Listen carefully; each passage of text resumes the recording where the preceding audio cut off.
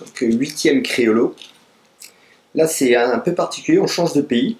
Donc c'est un Perro Fortunato numéro 4. Alors ça paraît assez technique comme terme, ça fait un peu comme un cigare je dirais, puisque sur certains cigares, voilà, les Cohiba, les Partagas, on a des numéros.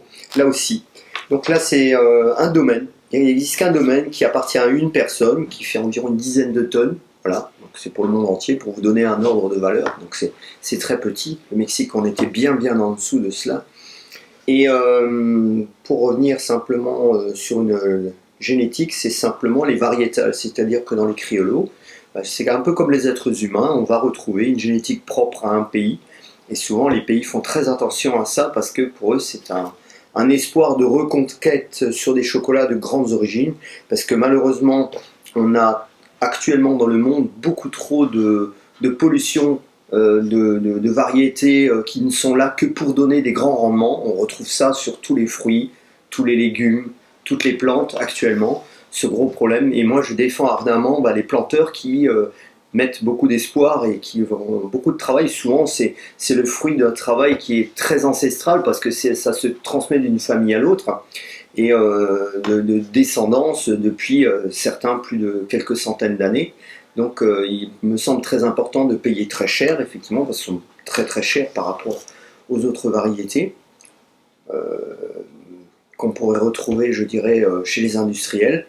Et il est important de défendre cette génétique parce que souvent, c'est les plants qui produisent très peu.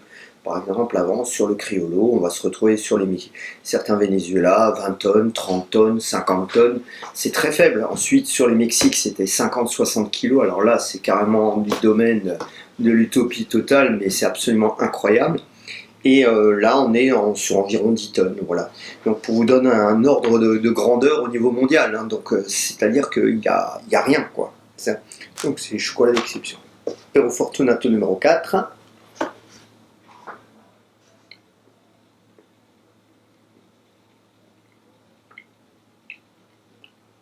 Là, c'est tout doux.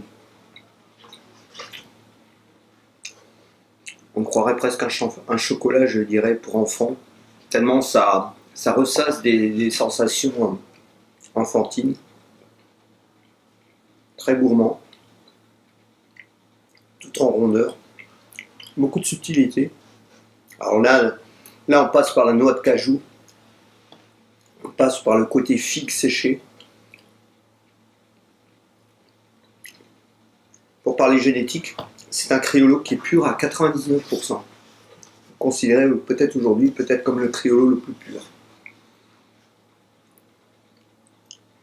Très suave, très doux, très complexe. Et alors, pareil, comme les autres, une longueur, c'est un tapis roulant, ça déroule, ça déroule, ça déroule. Toujours sur ces grands chocolats, ce qui est important. Évitez d'en manger trop rapidement, de passer de l'un à l'autre.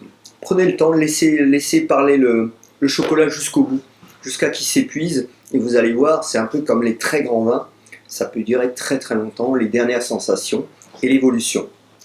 Car comme un grand vin, vous avez un départ de bouche, un milieu de bouche et une fin de bouche, avec une évolution permanente sur ses goûts.